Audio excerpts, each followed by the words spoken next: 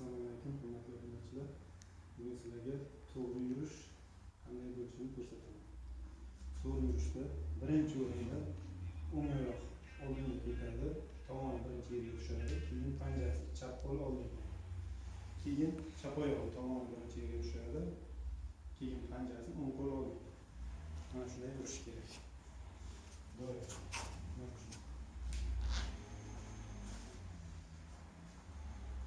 Shunday yurgan odam to'g'ri yurgan bo'ladi. Mana bunday yelka qimirlamasdan qadamlarni kichkina tashlab yurgan odamda o'z-o'zidan mana soni orqali o'sha kichrayib ketadi va yelka buralmaganda umurtqa oziqlanmaydi. O'zi qadamimizni kengligi bo'yimizni uzunasini 35-40% bo'lishi kerak. O'sha uchun doim kattaroq qadam tashlab yurish